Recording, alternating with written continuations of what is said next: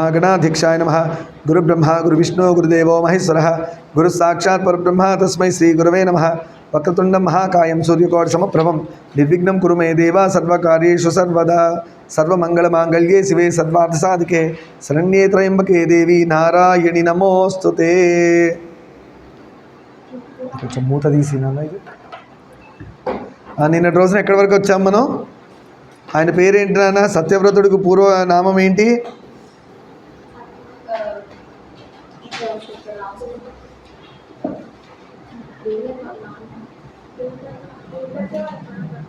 ఉతధ్యుడు. గుర్తుపెట్టుకోండి, ఉతధ్యుడు. సత్యవ్రతుడికి పూర్వనామం ఉతధ్యుడు. ఆయన మూఢుడు అని తెలిసింది కదా, అపండితుడు అని తెలిసింది కదా, గుర్తుపెట్టుకున్నారు అపండితుడు. ఇవాళ రోజున చూడండి కథ ఎంత బాగుందో. దేవీ భాగవతంలో సత్యవ్రతుడు, అంత ముందు నామం పూర్వనామం ఉతధ్యుడు. గుర్తుపెట్టుకోండి. సరే, ఈ వార్త అపండితుడు అని ఊరంతా తెలిసింది, అందరికి తెలిసిపోయింది. ఈయన పెద్ద గొప్ప పండితుడు కాదు, మూఢుడు పుట్టాడు. మూఢుడు పుట్టాడు పండితుడికి అని అందరికి తెలిసిపోయింది. ఎక్కడ కనబడితే అక్కడ ఆ విప్రకుమారుని అందరూ పరిహసించడం మొదలుపెట్టారు. ఏం చేస్తారు? జోక్ చేస్తారు, ఎగతాళి చేస్తారు. ఏరా పండిత పుత్ర పరమసుంఠ అని వచ్చింది అక్కడి నుంచే. ఎందుకంటే వాడి జ్ఞానం లేదు, తండ్రి జ్ఞానం రాలే. అందుకని గుర్తుపెట్టుకోండి, తండ్రి అంటే మీ సొంతమైన మీ నాన్నగారు అమ్మ అని కాదు. తండ్రి అంటే గురువే తండ్రి ఉంటాడు, గురువే తండ్రి ఉంటాడు. మన సొంతమైన తండ్రికి ఆ జ్ఞానం లేకపోయినా గురువు అందిస్తున్నాడంటే ఈ తండ్రి ఆ గురు రూపంలో అనుకోవాలి, లేదంటే ఆ గురువే ఈ తండ్రి రూపంలో ఉన్నాడు అనుకోవాలి. అనుకొని ఆ జ్ఞానాన్ని అందుకోవాలి, తండ్రి చెప్తున్నారు. సరేనా? ఎక్కడ కనబడితే అక్కడ పాపం ఎగతాళి చేయడం మొదలుపెట్టాడు. మూర్ఖుడైన కొడుకుంటే తుదకు కుంటివాడైనా గుడ్డివాడైనా మేలని అతని తల్లిదండ్రులు కూడా అతన్ని అదిలించి నిందించడం మొదలుపెట్టారు. ఒరే నీకంటే కుంటివాడు గుడ్డివాడు బెటర్ కదరా అని చికాకు పడడం స్టార్ట్ చేశారు తల్లిదండ్రులు కూడా. ఎప్పుడైనా బిడ్డల్ని తల్లిదండ్రులు చికాకు పడితే ఎంత మనసు ఇరిగిపోతుంది కదా.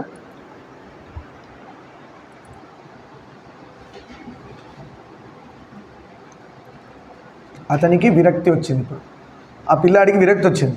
ఇవాళ రేపు కలియుగంలో, ఇప్పుడున్న యుగంలో విరక్తి వస్తే ఏం చేస్తారు? ఓ ఫ్యాన్కి చున్నీ వేసుకొని ఇయాలాడిపోతారు.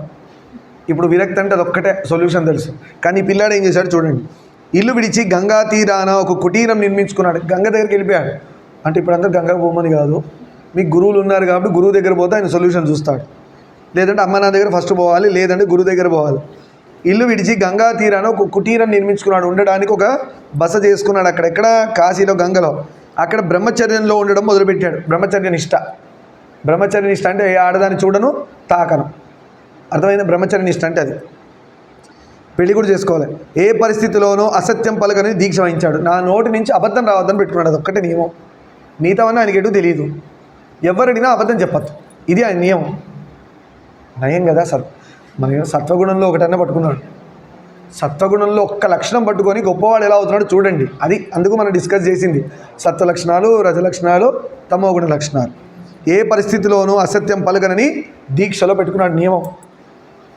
చదువు సంధ్యలు లేవు ఆయనకి, రావుగా పాపం. జపతపాలు రావు, నోరు తిరగదు, ఎవరు చెప్పలే, చెప్పినా బుర్రకెక్కల. ధ్యానారాధనలు రావు, ఇలా ఆరాధన చేయడం రాదు, ధ్యానం చేయడం రాదు పాపం. ఎందుకంటే ఎవరు నేర్పిలే. అపండితుడు, గుర్తుండట్లేదు, నోరు తిరగట్లేదు, అన్నీ కష్టాలే పాపం. గాయత్రి అంటే ఏమిటో కూడా తెలియదు. బ్రాహ్మడు అంటేనే గాయత్రి. బ్రాహ్మణుడు అంటే గాయత్రి మాతే బ్రాహ్మణుడిగా ఇలా కూర్చొని ఉంటుంది అని అర్థం. అలా ఉండాలని ఏం లేదు. బ్రాహ్మడు రోజు గాయత్రి సంధ్యావందనం 3 సార్లు చేసి గాయత్రి జపం చేసి ఉన్నవాడంటే ఆయనే గాయత్రీదేవి. ఆయన నోట్లోంచి వచ్చేదంతా జ్ఞానమే. అలాంటి వాడు మాట్లాడే బుద్ధిలో ఆలోచనలన్నీ జ్ఞానమే. అలాంటి వాడి నమస్కారం చేస్తే జ్ఞానం ఖచ్చితంగా కలుగుతుంది. మీ చదువులో ఆఫ్టర్ ఆల్ ఇట్లా రోబో చేసినట్టు చేసే చదివి పడేస్తారు. పెద్ద పెద్ద హనుమాన్ చాలీసాలు మీరు చదువుతున్నారు, ఆఫ్టర్ ఆల్ మీ ఆన్సర్ చదవలేరా? శ్రీ సూక్తం, పురుష సూక్తం, విష్ణు సహస్రనామం, లలితా సహస్రనామం 180, 190 లైన్లు చెప్పగలుగుతున్నారు నోటికి ఈజీగా. 190 లైన్స్ లలిత, విష్ణు 120, 130 ఉంటుంది అన్నీ కలిపి. ఇవే చెప్పేస్తున్నారు. హనుమాన్ చాలీసా 40 లైన్స్. మన ఆన్సర్ ఎంత ఉంటుంది? 10-15 లైన్లు ఉంటుంది. అబ్బా అంటారు. మీకు అర్థమైందా వేదంలో ఎంత గొప్పగా ఉందో శక్తి? చదువు సంధ్యలు లేవు పాపం. సరే, మొత్తానికి పొద్దున్నే లేచి దంతధావనం చేస్తాడు. పళ్ళు తోముకోవడం ఒక్కటి వచ్చు పొద్దున్న లేచి, అది మాత్రం పళ్ళు తోముకుంటున్నాడు. మంత్రవర్ణితంగా గంగలో మునుగుతాడు. ఆయన మంత్రాలు ఏం రావుగా, గంగలో మాత్రం స్నానం చేస్తాడు. 3 సార్లు మునకలేశాడు. ఏం కావాలి? తెలుసో తెలియకో ఆయన అంతా మంచిగా చేస్తున్నాడు. పొద్దున శౌచం నిలబెడుతున్నాడు, గంగలో స్నానం చేస్తే పాపాలు పుష్కాకి. రోజు గంగలో స్నానం. మన అంటోడు అంటే సంవత్సరానికి ఒకసారి పోయి, కొన్ని సంవత్సరాల తర్వాత పోయి అన్ని పాపాలు కడుక్కొని మళ్ళీ బొడ్డుకు రాగానే పాపాలు చేసుకుంటూ మన ఇళ్ళలోకి వచ్చేసి మళ్ళీ పాపాలు చేసుకుంటూ గంగ దగ్గర పోయి మళ్ళీ మునుగుతాం. మళ్ళీ అన్ని పాపాలు గంగకి ఇచ్చేస్తాం. గంగాదేవి కూడా ఎందుకు తీసుకుంటుంది పాపాలు? మనం గోదావరిని తిట్టి గంగలో మునిగితే పాపాలు పోవంట. అందుకనే గంగలో మునగాలన్నా ఫస్ట్ గోదావరి నది పర్మిషన్ తీసుకోవాలి.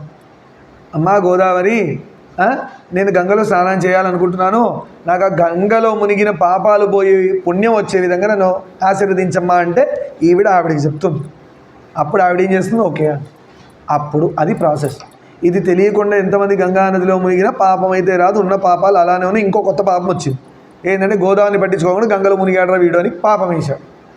కాశీకి వెళ్ళే వాళ్ళు ఏం గుర్తుపెట్టుకోవాలి? గంగలో మునిగాడంటే ఫస్ట్ వారికి వాళ్ళ ప్రాంతంలో ఉన్న నది గుర్తు రావాలి. తెలంగాణ వాళ్ళైతే గోదావరి, ఆంధ్ర వాళ్ళైతే కృష్ణ, అలా అస్సాం వాళ్ళైతే బ్రహ్మపుత్ర, అలా మధ్యప్రదేశ్ వాళ్ళైతే నర్మదా నది, వాళ్ళ ప్రాంత నది. దానివల్లగా తింటున్నారు, పంటలు పండుతున్నాయి అని గుర్తుపెట్టుకోవాలి.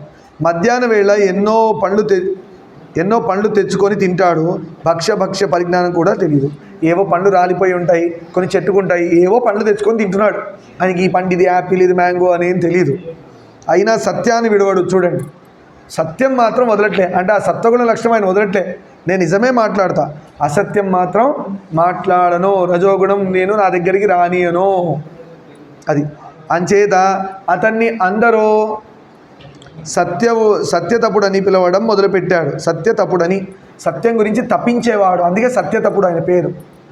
తర్వాత సత్యవ్రతుడు అయింది. సత్యం గురించి తప్పిస్తే సత్యతపుడు అయింది.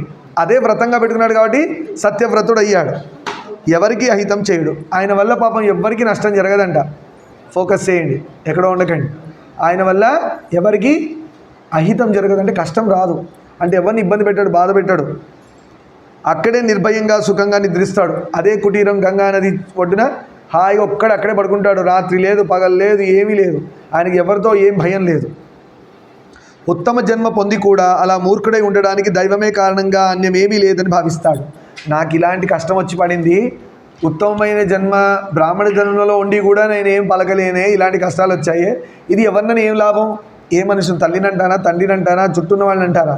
అంతా దేవుడికే తెలుసు అనుకుంటున్నాడు. బిడ్డలు లేని గొడ్రాలు లాగా, ఫలభరితం కాని తరువులాగా, పాలియని గోవులాగా తన జీవితం నిష్ఫలమైనది అని వాపోతాడు.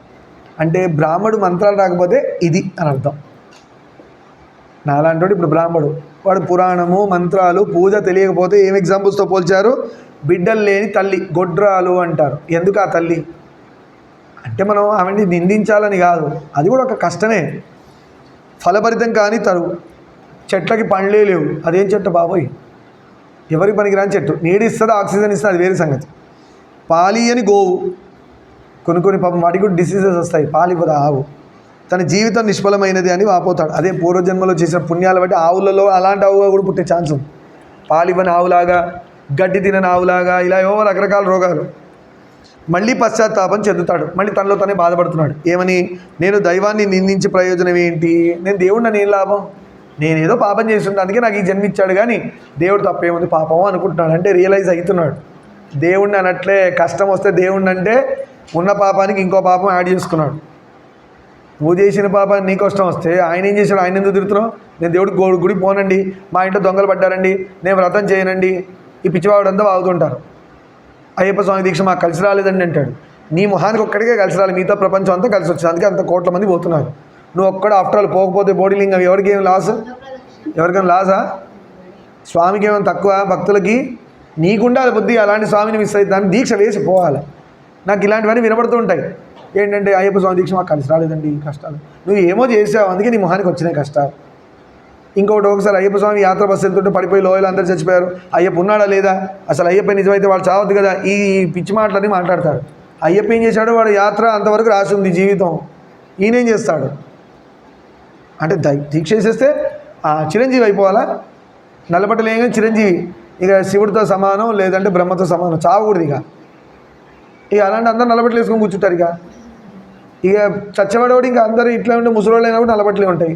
గబ్బులు వేసిపోతుంది ఆ కంపుకి. మనకి ముసలోళ్ళు అయ్యాక శరీరం నుంచి వాసనలు వస్తుంటాయి. దేవుడు తెలివైన వాడు, పిచ్చోడేం కాదు. ఎవరిని ఎప్పుడు తీసుకెళ్లాలో పూర్వజన్మ కర్మ బట్టి, పుణ్యం పాపాలు బట్టి తీసుకెళ్ళిపోతుంటాడు. అంతేగాని అయ్యప్ప స్వామి దీక్షలో ఉన్నప్పుడే లోయలో పడిపోయింది అలా అవుతుందండి. అయ్యప్ప ఉంటే కాపాడాలని, ఎందుకు కాపాడాలి? అక్కడ రాసే ఉంది రూలు కాపాడాలని. ఆయన ఉన్నది అందరి లోయలో పడేవాడిని, గంగలో పడేవాడిని కాపాడడానికి ఉంది. నీ పూర్వజన్మ పుణ్య పాపాల వల్ల నీ ఆయుష్ అక్కడికి ఆగాలని రాసుంది.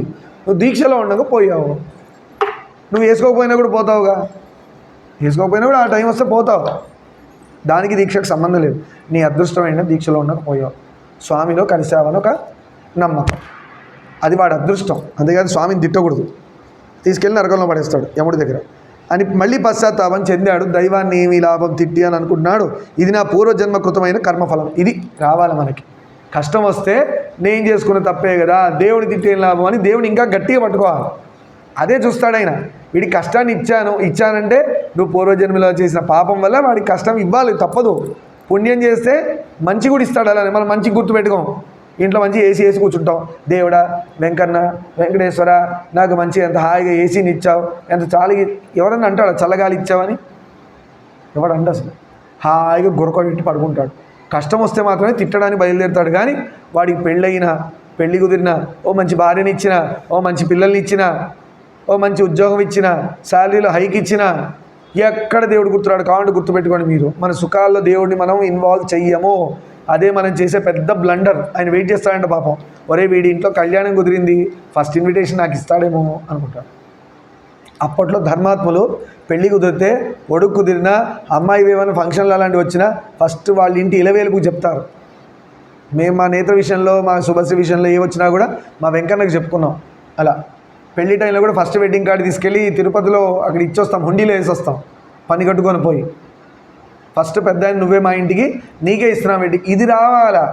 కొంతమందికి లక్ష్మీనరసింహస్వామి అయితే అక్కడ పోయి ఇచ్చి రావాలి. ఇల్లు కట్టుకున్నాం స్వామి గృహప్రవేశానికి రండి అని చెప్పాలా. ఆయన వస్తాడులే తర్వాత సంగతి. నీ నోరికి ఏమైంది పిలవడానికి? ఆయన వస్తాడా అని పిలవకుండా వస్తాడు.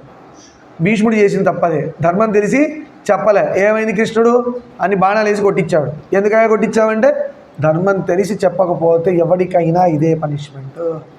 అంటే ఇప్పుడు అర్జునుడు వచ్చి బాణాలు వేసి కొడతాడంటే అలా రాడు అర్జునుడు. బాణాలేడు, ఒంటి నిండా సూదిపోటు పొడిచినట్టు నొప్పి వస్తుందనే ఒక కంప్లైంట్ వింటున్నాం పెద్దవాళ్ళ దగ్గర. ఒక ఏజ్ వచ్చాక పెద్దవాళ్ళు ఎందుకు, కొంతమంది పిల్లల్లో, పెద్దవాళ్ళల్లో, మనుషుల్లో ఈ రోగం బయలుదేరింది. ఒళ్ళంతా అది ఏంటోనండి సూదిపోటుతో పొడిచినట్టు ఉంటుంది అంటాడు. అదే ఆ దండన. అంటే వాళ్ళు ఏం చేశారు? ధర్మం తెలిసి చెప్పలేదు, అందువల్ల ఆ దండన విధించాడు. శూల దండనం ఒకప్పుడు ఉండేది, అది పైల్స్గా మారింది. 4G 5G 6G 7G దేవుడికి కూడా తెలుసు కదా. క్రిందటి జన్మలో నేను ఎవరికి విద్యాదానం చేసి ఉండను, ఇదిగో తెలుస్తాను. ఆయన రియలైజ్ అవుతున్నాడు. అదే పాపం పోవడం. మన పాపాన్ని మనం యాక్సెప్ట్ చేయడం, స్వామి తప్పైపోయింది అని రియలైజ్ అవ్వడం వల్లే పాపము పోతుంది. లేదంటే ఏ విధంగా పోదు.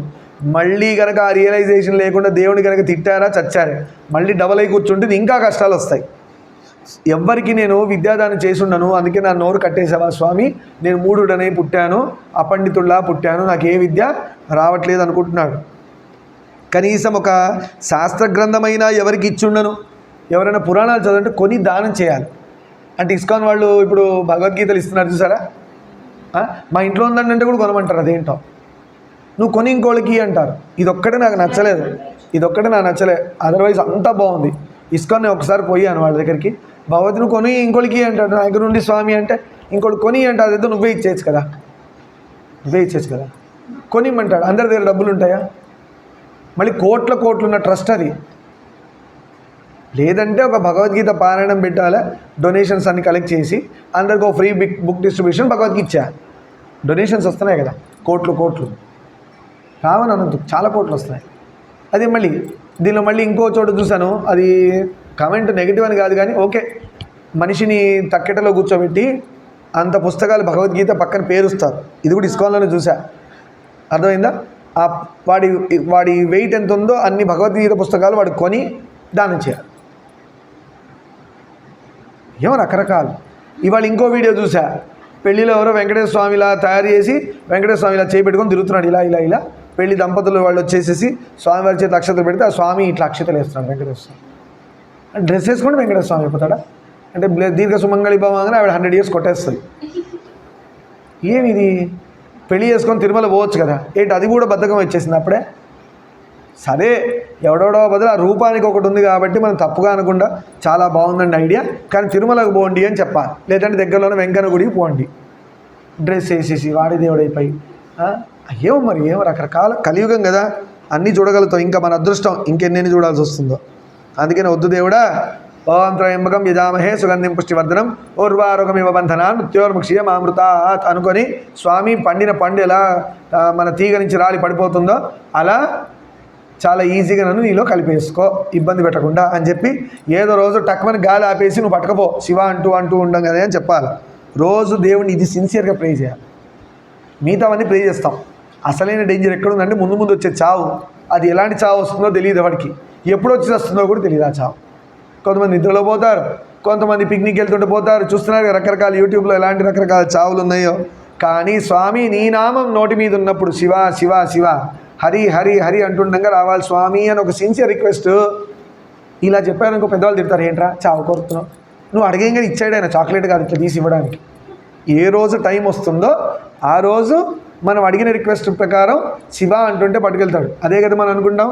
ఆ వేళ యమదూతల ఆగ్రహంబున వచ్చి ప్రాణంబులు పెకలించి పట్టునప్పుడు ఈ జిహ్వతో మిమ్ము నారాయణ హరి అని పిలవగలుగుతాం, పిలవలేం కదా.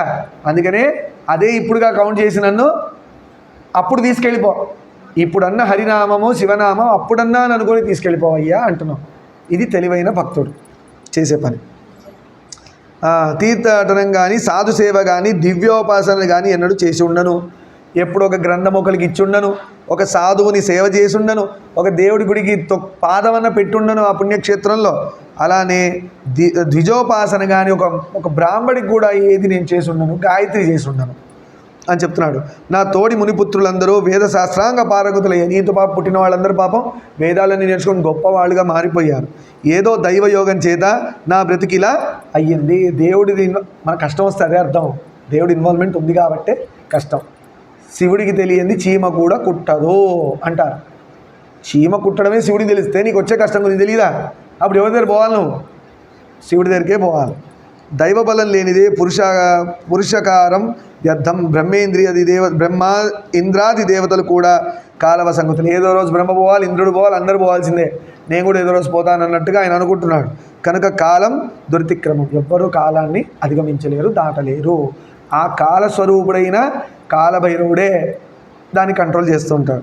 ఇలా వితర్కిస్తూ ఆ ద్విజుడు గంగా తీరమందు తన ఆశ్రమంలోనే ఉండగా 14 ఏళ్ళు గడిచాయి. పాపం 14 years గడిపాడు. ఎవరు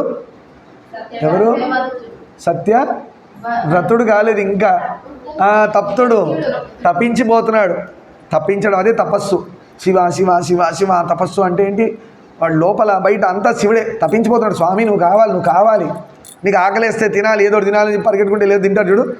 లేదంటే సోక్రటీస్ చెప్పినట్టు నీళ్ళల్లో ఇలా ముంచేస్తే అర్థమైందా? ఊపిరాడక ఏం కావాలనిపించింది మనకు ఆ టైంలో, గాలి కావాలి చచ్చిపోతా అంటారు నీళ్ళల్లో ఉన్నప్పుడు.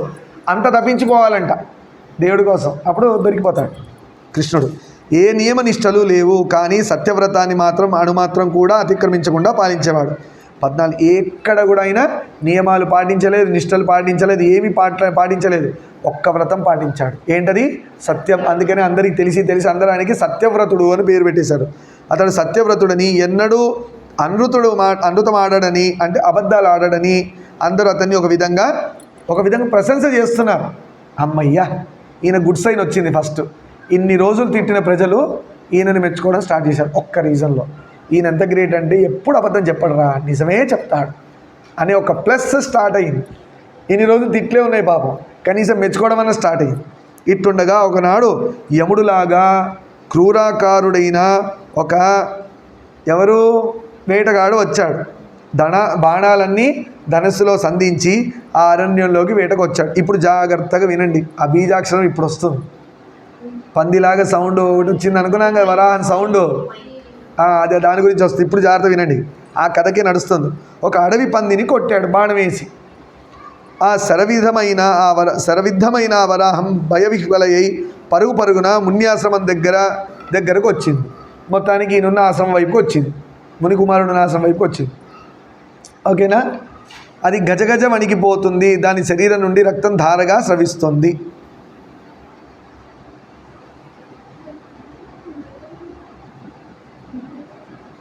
ఏమైంది? లేదు లేదు, అదే దాని గురించే కంటిన్యూటీ ఇక్కడ. ఆ పంది వెళ్తుంటే ఈ అనే సౌండ్ వినిపిస్తే ఈయన ఇమిటేట్ చేశాడు కదా, ఈ అని అన్నాం. పంది వస్తే ఈ అని అన్నాడు అని అనుకున్నాం కదా మనం. అదే ఇక్కడ కంటిన్యూషన్. గజగజ వణికిపోతుంది పంది వీళ్ళ దగ్గరకు వచ్చింది ఆశ్రమంలోకి. దాని శరీరం నుండి రక్తం ధారగా కారుతుంది బాణం తగిలినందుకు. దాన్ని చూడగానే దయాభినివేశంతో పాపం అనిపించింది ఈయనకి. ఎవరికి? మన సత్యవ్రతుడికి. మునికుమారుడు కూడా కంపించిపోయాడు. అయ్యో పాపం అని భయపడిపోయాడు. అయ్యో పాపం ఇలా మా బాణం కొట్టేశాడు అంటే ఎప్పుడు చూడని ఫీలింగ్ ఆయనకి కదా. ఇన్ని రోజులు ఎలా ఉన్నాడు? మూడు అన్నాడు, ఒక సత్యవ్రతాన్ని పాలించాడు. కానీ ఆయన ముందు ఒక పంది వచ్చి ఇలా పడిపోయింది. ఇలా అప్రయత్నంగా ఆయన బాధలోంచి ఈ అని అరిచాడు పాపం గట్టిగా. అంటే భయానికి రకరకాల సౌండ్ చేస్తాం మనం. అలా ఆయన చేసిన సౌండ్ అంటే ఐకారం, నాట్ ఈ ఐ అంటే ఇదిలించడమో మరి అమ్మో అండమో ఐ అని సౌండ్ చేశాడు. కానీ సరస్వతి బీజాక్షరంలో ఐం సున్నా ఉండాలి. ఆ సున్నా లేకుండా సౌండ్ చేశాడు ఈయన. ఐ అని సౌండ్ చేశాడు ఆయన. అనే శబ్దం వచ్చింది. బిందుహీనమైన, చూడండి ఆ సున్నా లేకపోయినా సారస్వత బీజం యొక్క స్టార్టింగ్ శబ్దం అది. ఐ అన్నాడు. ఆ విషయం అతనికి తెలియదు. కానీ అవన్నీ తెలుసా? తెలియదు. ఐ అని అన్నాడు పాపం భయానికి. కానీ అమ్మవారు ఎలా కౌంట్ చేసింది? నా బీజాక్షరాన్ని వీడు ఉచ్చరించాడ్రా అని జ్ఞానం అప్పుడు స్టార్ట్ అయింది. నేను అదే అన్నా, ఎంత బండరాయి అయినా బీజాక్షరంతో అంటే మనలో, నేను బండరాయి నిజంగా బండరాయిని కాదు, జ్ఞానం లేని మూఢుడు ఎవడైనా బీజాక్షరం కనుక అన్నాడా వాడిలో జ్ఞానం అనే స్పార్క్ వెలిగి తీరాల్సిందే. అగ్గిపుల్ల ఇట్లా మనం దూది కుప్ప మీద పడేస్తే మొత్తం దూదిలా కాలిపోయిందో, ఒక ఇంటి మీద చిన్న రవ్వ పడితే ఇల్లు ఎందుకు అనాలి? శుభం కాబట్టి ఈ దూది తీసుకున్నాం. దూదిలో మూటలో ఒక చిన్న అగ్గిరవ చాలు మొత్తం తగ్గించేయడం. అలా పాపం అనే దూది రాశిలాగా ఉన్న పాపం కూడా ఆ అగ్ని బీజాక్షరం లాంటి చిన్న బీజం పలికినంత మాత్రం కాలిపోతుంది. మనం పుణ్యాత్ములుగా మారిపోతాం. అందుకు బీజాక్షరాల జోలికి వెళ్ళకూడదు.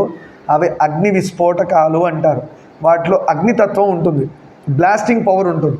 అది బాడీ ఓర్చుకోగలదా లేదా కనుక్కొని గురువుగారిని అడిగి, అందుకే కాళీ, వారాహి, ప్రత్యంగిర, మళ్ళీ ఈమె అమ్మవారు జోగులాంబ, ఉగ్రదేవతలు జోలికి పోవద్దు. యూట్యూబ్లో, వాట్సాప్లో అక్కడిక్కడ బీజ మంత్రాలు వస్తాయని బుడాబుడా తీసుకొని చదివేయకూడదు. గురువు ఓకే అంటే అప్పుడు చేయొచ్చు. అప్పుడు ఎందుకు చేయొచ్చు? అప్పుడు కూడా అవ్వదా అంటే గురువు ఆ శక్తిని తీసుకొని ఎంత కావాలో అంత ఇస్తాడు. ట్రాన్స్ఫార్మర్లో బోలెడు పవర్ ఉంది. మన ఇంట్లో వైరు తీసుకెళ్ళి దాని మీద వేసి ఇంట్లో ఇచ్చుకుంటే ఏమవుతుంది? అందరం కలిసి పోతాం. అందుకని ఏం చేస్తాడు వాడు? అక్కడి నుంచి పోల్ నుంచి హింజ్ పెట్టి అది పెట్టి ఎంత వ్యాట్ లాగాలో అంత లాగి ఇస్తాడు. అదే గురు పద్ధతి. మొత్తం వోల్టేజ్ హై మనకి ఇవ్వడు. మన సాధన పరంగా ఎంత ఉందో గురువుకు తెలుస్తుంది. అంత వ్యాటేజ్ పవరే మనకిచ్చి ఆ సాధన మార్గంలో ఉండి ఎంత కావాలో అంత పవర్ ఇస్తాడు. అలా మనం గురువుగారి బట్టి పోవాలి. సరే, ఆ కుల ఆశ్రమంలో మండలంలో ప్రవేశించి ఒక దట్టమైన పొదరింట్లో దూరింది. ఆ పని ఏమైంది? ఈయన అడిచేశాడు, అది దూరిపోయింది. ఆ సమయంలో చెవిదాకా ఎక్కుపెట్టి బాణం పెట్టుకొని వస్తున్నాడు. ఎవడు? వేటగాడు. వింటిలో భీకరాకారుడైన నిషాదరాజు ఆ పందిని వెతుకుతూ వచ్చాడు కదా. ఇప్పుడు కుశాసనస్థుడైన సత్యవ్రతుని చూశాడు. ఇప్పుడు ఇలా షాక్లో ఉన్నాడు కదా, బాధతో ఉన్నాడు, ఐ అన్నాడు, అలా ఉండిపోయాడు. ఈయనను చూశాడు. ఎవరు? వేటగాడు వచ్చి చూశాడు. శ్రద్ధాంజలి అన్నాడు. ఇప్పుడు వేటగాడు వచ్చి ఎవరో మునికుమారుడు, ఆల్రెడీ బీజాక్షరం జ్ఞానం వచ్చింది కొంచెం. ఆయన చూడంగానే కాళ్ళ మీద పడ్డాడు. ఎవరు? ఈ వేటగాడు సత్యవ్రతుడి కాళ్ళ మీద పడ్డాడు. అది లోకం తిడితే బాణం పెట్టి కొట్టి చంపేయచ్చు. తలుచుకుంటే వేటగాడు కాళ్ళ మీద పడ్డాడు. అది జ్ఞానం. అది మన ధర్మంలోనే పాసిబుల్, ఇంకెక్కడ లేదు. మునీంద్ర, మృగయార్థం వచ్చి ఒక వరాహాన్ని నా బాణంతో కొట్టాను. అంటే నా భార్య పిల్లలకి తిండి పెట్టడం కోసం ఒక వరాహాన్ని నేను బాణంతో కొట్టా. ఎందుకంటే నా ధర్మం ఏంటి? పెళ్ళాం పిల్లలకి తిండి పెట్టాలి. సో ఆ వరాహాన్ని బాణం కొడితే అది ఇటో వచ్చి దాక్కుంది, ఎక్కడో ఇటు వచ్చిందా అని అడిగాడు. ఓకేనా? అది దారిని పారిపోయి వచ్చింది. ఎక్కడికి పోయిందో అనుగ్రహించి చెప్పండి. చూడండి, టెస్ట్. జ్ఞానం రాగానే టెస్ట్ స్టార్ట్. మీ అందరికి కూడా అదే, నాకు కూడా అదే. ఎంబడే పోర్షన్ ఇస్తారు, ప్రిపేర్ అవ్వగానే సిలబస్ ఇస్తారు, ప్రిపేర్ అవ్వగానే టెస్ట్ పెడతారు. అంతే కదా? ఈయన కూడా టెస్ట్ స్టార్ట్ అయ్యి ఈ దారిన పారిపోయి వచ్చింది. ఎక్కడికి పోయిందో అనుగ్రహించి చెప్పండి. స్వామి చెప్పండి, మీకు ఆల్రెడీ సత్యవ్రతుడు అనే పేరుంది కదా, అది నాకు తెలుసు, అది తెలిసే వచ్చాను. అయ్య పాపం, ఇప్పుడు నిజం చెప్తేనేమో వరాహం చెప్తుంది, చెప్పకపోతేనేమో ఈ వ్రతం భంగం అవుతుంది. తెలిసి చెప్పలేదని అబద్ధం అవుతుంది కదా, తెలియదు అనకూడదు కదా, తెలిసి తెలియదంటే అబద్ధం అయిపోయింది. సరే, చెప్పండి అని సత్యవ్రతుడు ప్రసిద్ధికి ఎక్కిన అని మిమ్మల్ని నేను ఎరుగుదును చెప్పాడు. మీరు సత్యవ్రతుడు అని తెలుసు, మీరు ఎట్లా నిజమే చెప్తారని. ఇంటి దగ్గర నా భార్య బిడ్డల ఆకలితో అలమటిస్తున్నారు, మీరు చెప్తే దాన్ని తీసుకొని వెళ్ళి వాళ్ళకి భోజనం పెట్టాలి, నా ధర్మం అది, తిండి పెట్టాలి కదా అని చెప్పాడు. అనగా సత్యవ్రతుడు ఇలా వితర్కించడం మొదలుపెట్టాడు. ఇప్పుడు సత్యవ్రతుడు మాట్లాడుతున్నాడు ఫస్ట్ టైం ఆఫ్టర్ ఏ బీజాక్షరం, ఐ బీజాక్షరం మొత్తం అనలే, ఆ సున్నా లేకుండా కూడా అన్నాడు, ఐ అన్నాడు అంతే. దానికి వచ్చిన జ్ఞానంతో ఎలా మాట్లాడు అంటే ఇప్పుడు చూడండి, ఐంలో ఉట్టి ఐ అంటేనే ఆయన ఎలా మాట్లాడుతున్నాడు, మీరు షాక్ అవుతారు అసలు ఇలా కూడా ఉంటుందా అని. ఇప్పుడు విన్నాక మీరు చూడండి, ఆ బీజాక్షరం మీద మీకు ఎంత నమ్మకం వస్తుందో అలా ఐ అనకండి, ఐమంటే ఇంకేమవుతుందో చూడండి. ఆయన అంటే పాపం అపండితుడు, భయంతో వచ్చిన బీజాక్షరం అమ్మవారు పోలే బిడ్డ అని యాక్సెప్ట్ చేసింది. ఎందుకంటే అక్కడ శాపానికి విరుగుడు చెప్పారు కదా, మూర్ఖుడుగా పుట్టిన తర్వాత పండితుడు అవుతాడు, ఆ ముని వాక్కు నిజం కావాలి కాబట్టి అయ్యన్నా కూడా అమ్మవారు యాక్సెప్ట్ చేసింది. మనం అలా అంటే కుదరదు, మనం అయ్యమే అనాలి, అది కూడా గురువు చెప్తేనే అనాలి. నేనేం చెయ్యాలి ఇప్పుడు ఆయన అంటున్నాడు, ఎవరు సత్యవ్రతుడు ఏమంటున్నాడు అంటే నేనేం చేయాలి అంటున్నాడు.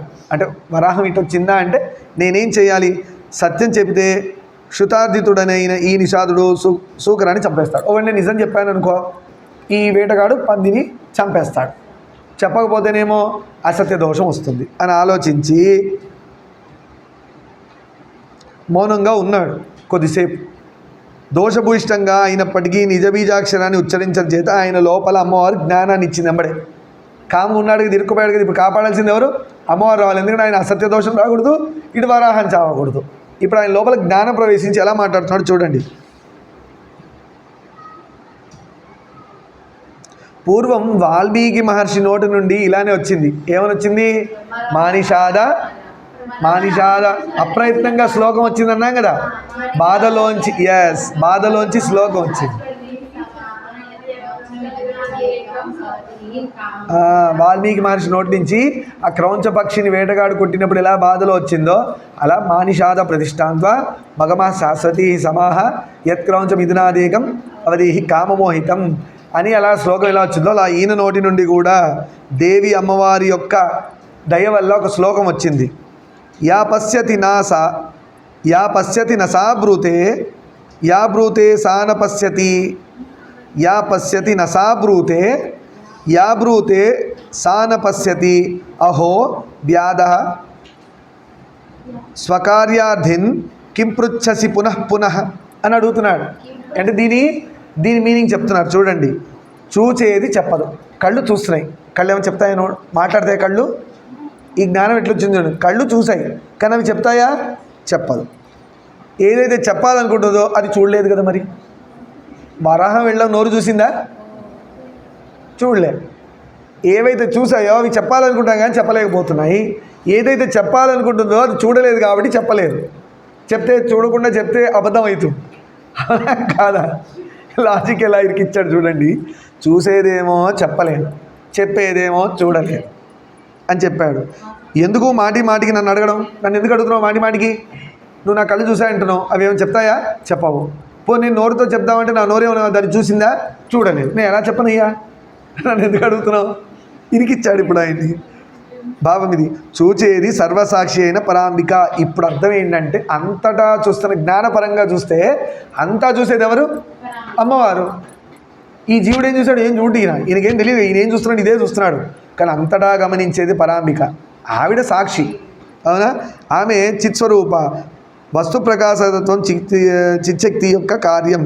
అంటే ఈ లోపలున్న ఆత్మ వస్తువులను చూస్తూ ఉంది, కానీ ఆ లోపలున్నది పరమాత్మ అనేది గ్రహించడం ఇంకా రాలా. వదన కర్తృత్వం బుద్ధిది. ఇప్పుడు ఏమవుతుంది, బుద్ధి ఏం చేయాలి, ఎక్స్ప్రెస్ చేయాలి, బుద్ధి ఎక్స్ప్రెస్ చేయాలి, అవునా కాదా. అది లోపల ఉన్న దాని డ్యూటీయా కాదు, ఇది చూసి ఇక్కడి నుంచి చూసింది కాబట్టి బుద్ధి చెప్పమని చెప్పాలి, కానీ లోపల ఉన్నది చూడాల. సో లోపల ఉన్న జీవాత్మని ఎక్స్ప్రెస్ చేసే పని కాదు, ఎక్స్ప్రెస్ చేయాల్సిన పని దేంది, బుద్ధిది. ఎందుకు, బుద్ధి పోని కదులుతుందా, కదలదు, జడం అక్కడే ఉంటుంది బుద్ధి, అవునా. బుద్ధిలో ఆలోచన వచ్చింది చెప్పాలంటే అదేమో కదులుతుందా, కదలదు, జడం అక్కడే ఉంటుంది. చూసేది కన్ను, అదేమో మాట్లాడదు, మాట్లాడే నాలుకేమో చూడలేదు. ఇది చెప్పాడు ఆయనకి. అనగా విని ఆ వేటగాడు ఏమన్నాడు, హతాశుడై నిజాలయానికి తిరిగి వెళ్ళిపోయాడు. ఎక్కడి నుంచి వచ్చాడో అటు వెళ్ళిపోయాడు వేటగాడు. ఇక్కడ వరాహం చావలేదు, అక్కడ అసత్య దోషం రాలేదు ఆయనకి. ఆదికవి వాల్మీకి మహర్షిలాగా సత్యవ్రతుడు మహాకవి అయ్యాడు. ఒక్క ఐం బీజాక్షరంలో ఉన్న ఐ శబ్దానికి అలా అయ్యాడు. మనం ఐం అనుకోవడంలో ఎంత గొప్పవాళ్ళం అవుతాం. విడవకుండా సారస్వత బీజాన్ని జపించడం మొదలుపెట్టాడు. అప్పటి నుంచి ఐం స్టార్ట్ చేశాడు. ఐ కాదు, ఐం అనే బీజాక్షరాన్ని జపం చేయడం మొదలుపెట్టాడు. సత్యవ్రతుడు మహాకవి అయ్యాడు. అతని పాండిత్యం దిశలా పాకింది, అందరికీ తెలిసింది. విప్రులు అతని యశోగానం చేయడం మొదలుపెట్టారు. అది సరస్వతమ్మారు పట్టుకుంటే తిట్టేవాడు కూడా పొగిడి తీరుతాడు. ప్రజలందరూ మెచ్చుకుంటున్నారు ఆయన. మునులు అతని ఆఖ్యానాన్ని సృజించడం, మునులందరూ ఆయన యొక్క కథని చెప్పుకోవడం స్టార్ట్ చేశారు.